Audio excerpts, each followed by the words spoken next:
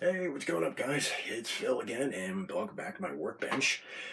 So, where I last left off, I was working on a cockpit and whatnot. Well, I got everything put together, and here's how the aircraft right here. But of course, I still had some flaws I had to take care of. There was a couple of spots I had to fill in with some putty, which I will show right here. This has become my new favorite putty. I used to use Squadron Green putty, but one of the guys at a former hobby shop that used to be in Colonia, which is about 20 minutes away from me, no longer there. Long story short, introduced me to Tamaya putty, and this has become my new favorite thing to use. I actually like it better because it's also not as porous. However, and it's gray, so it actually blends in with the plastic, so it's not as bad. But I use a primer anyway, so I did my usual. I filled in a couple spots. Like, you might be able to see it under the primer, see some spots here and there. You might. I'm not too sure about it, but it gives you an idea. I'm sorry about my head. It's blinding and it's bouncing off the lights, which I just also changed. I recently switched to a LED, which is this is supposed to simulate more of a daylight, so I apologize profusely for that. Also, I'm trying to keep everyone from being blinded by the one light behind me. If I can, let me see if I can adjust it a little bit. Hopefully I can a little bit. If not, I'll just have my head block it. Anyway, so as you can tell here, also I had to fill in a few spots on the tail here. Now, sometimes some model companies use inserts. Moscow was no different, and since is the prototype, they actually changed the tail a little bit. Also, I think it's for the earlier, like the A6M2 and so on. I'm not too sure about it. I'll have to check my other kits that I have. But I had to do a little sanding, did a little bit of filling. I used surface primer, which is actually holding up my camera right now. And in case anybody wonders what kind of camera I'm using an iPod camera.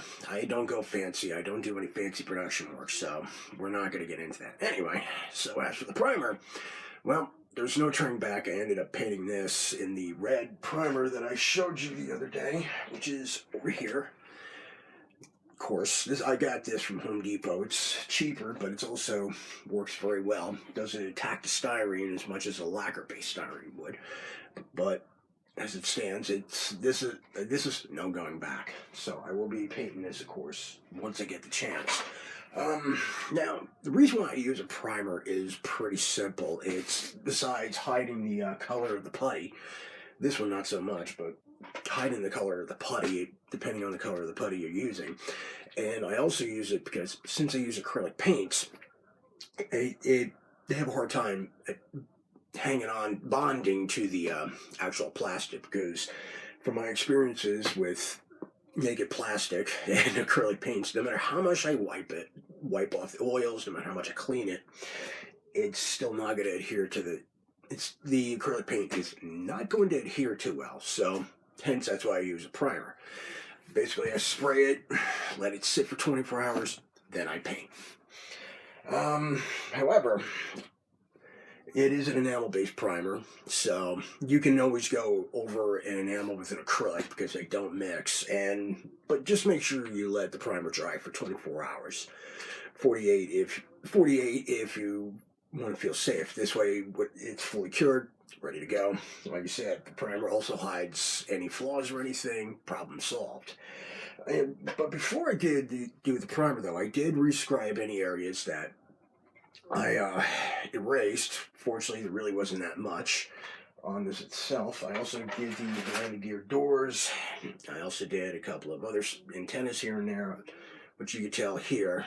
I do recommend spraying this outside because the fumes do get noxious, especially if you use a lacquer-based primer.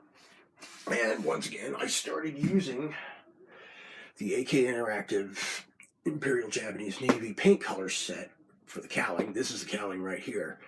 Now, since Mitsubishi tends to use a blue-black for their cowlings, or certain other parts, and which is actually represented right here in the AK Interactive line, this is acrylic, and a lot of people didn't think about it. I didn't realize how bluish-black this cowling color was. I was thinking, yeah, just touch. No, it's quite very, very bluish. A lot more than I thought it would, so I sprayed it a few times. If I ever get the chance, I'll show you the difference between this color and the actual black that I actually used. like on certain other projects. Matter of fact, Nakajima, from what I understand, this is from the books I've read. I'm not absolutely sure because there's so many conflicting information from on the internet, books, and the like. The best bet to stick with the books for now. I think they use more of a true black color or a really, really slight grayish to the black, and it's pretty obvious because they also use a green that's darker. Excuse me, as compared to Mitsubishi. Check your references accordingly if you're building a Zero, but like I said, I'm building the prototype.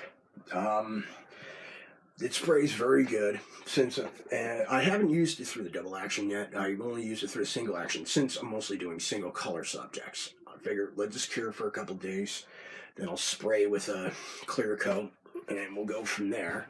Otherwise, like you said, color itself, it's going to be green, gray, gray, green. I don't know. All I know is it's all really grayish, whatever it is. It's just real light. That's all I know for the airframe color. Like you said, the gear wheels, I'll be doing metallic blue green, so on and so forth. But that's about all I got. Progress I've made so far. I've been pretty busy with everything that's been going on. Let's see what else. Anything else? No, I think that should be it for now. I will give you another update in a few days. In between, I'll probably give you a couple of, for your new modelers who just run across this and you're willing to learn something, I'll give you a few things about certain things that you use to start off in model building, like I was explaining the primer that I was using. Meanwhile, back to the subject. Speaking of the subject of primer, primers are for the most, like, house painters and stuff. You know what primers are for. It's basically to hide the color. It's a base color, usually neutral, sometimes black, sometimes gray, sometimes white. In case in point, auto body guys know this. Black, gray, white. They're used with good reason.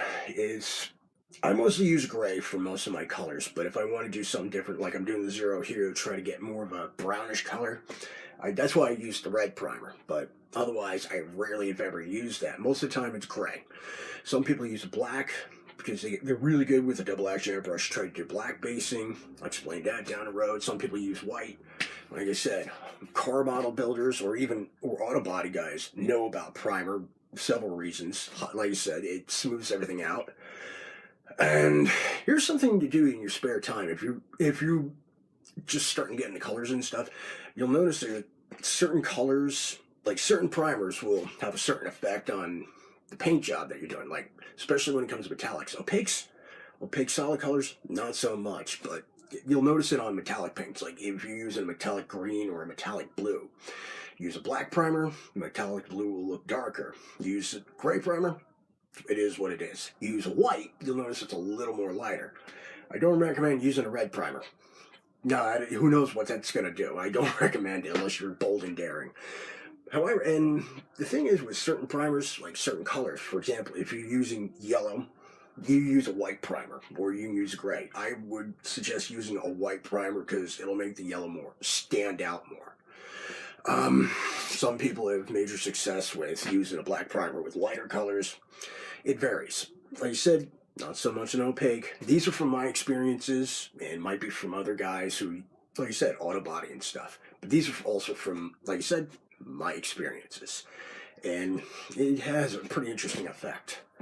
So check everything, experiment before you make a final decision on what you're coloring. Another thing is when you're using primer, and you're gluing, like if you're gluing parts, make sure you scrape away or clear off any primer where you're going to glue.